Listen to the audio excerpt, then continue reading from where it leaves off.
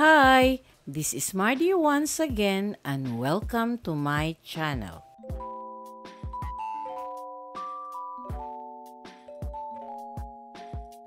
Ay de las Alas, born Martina Elaine Hernandez de las Alas Sibayan on November 11, 1964, is a renowned Filipino actress, comedian, and television host, often referred to as the Queen of Comedy for her remarkable comedic talents. She gained widespread recognition for her portrayal of Ina Monticello in the Ang Tanging Ina film series, which became a massive box office success. Over her career, her films have collectively earned 2.41 billion pesos, making her the highest-grossing Filipino comedy actress of all time.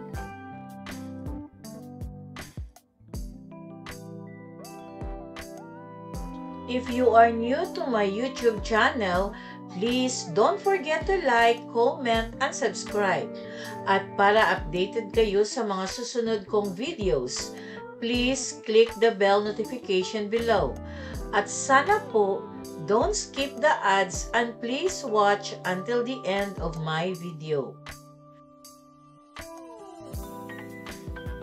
Si Ay de las Alas ay ipinanganak sa San Luis, Batangas, kina Rosendo at Gregoria de las Alas. Pinalaki ng kanyang tiyahin pagkatapos ng pagpanaw ng kanyang mga magulang. Natapos niya ang kanyang pag-aaral sa kursong Mass Communication mula sa Far Eastern University noong 1985. Bago pumasok sa show business, nagtrabaho siya bilang sales assistant sa isang department store and performed stand-up comedy in Metro Manila's comedy bars. Ang personal na buhay ni ay well documented sa media. Dati siyang ikinasal sa aktor na si Miguel Vera kung saan mayroon siyang 2 anak. Mayroon din siyang anak na lalaki mula sa dating karelasyon na gitaristang si Hernan Jengjeng Viola. Noong 2013, she was briefly married to Jed Salang, though the relationship ended after a month. In 2017, Ay married Gerald Sibayan, though the couple announced their separation in November 2024. Sinimula ni Ay de las Alas ang kanyang karera noong 1991 na unang lumabas bilang host sa variety show ng GMA Network na RSVP. Nag-co-host din siya ng mga sikat na noontime shows tulad ng Lunch Date at Itbulaga and became a fixture in sitcoms such as Ibang Klase from 1997 to 1998. Her breakthrough in film came with Ang Tanging Ina in 2003, a comedy that became the highest-grossing Filipino film until 2006. The success of this film led to sequels and other successful projects, such as Volta in 2004, where she portrayed a superhero, and Ang Tanging Ina Niyong Lahat in 2008.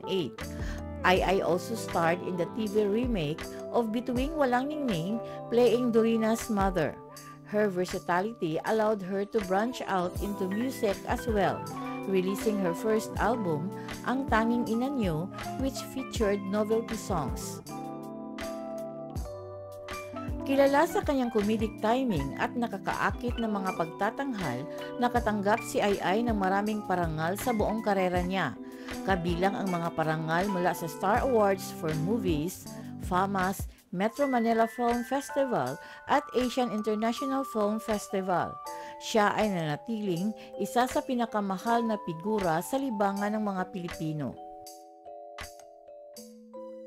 Si Ay gumawa ng kapansin-pansing pagbabalik sa GMA Network pagkatapos ng isang matagumpay na karera sa ABS-CBN na higit pang pinatibay ang kanyang katayuan bilang isa sa mga pinakarespetado at versatile na figure sa Filipino entertainment industry.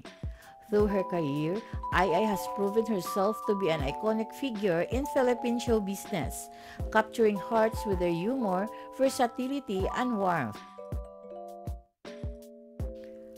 Thank you very much for watching.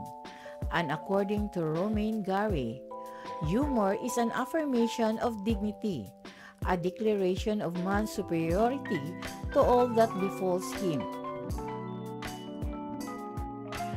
Shout out and thanks to the comment of Maria Socorro Gabisan, and also shout out and thanks to the comment of Jean.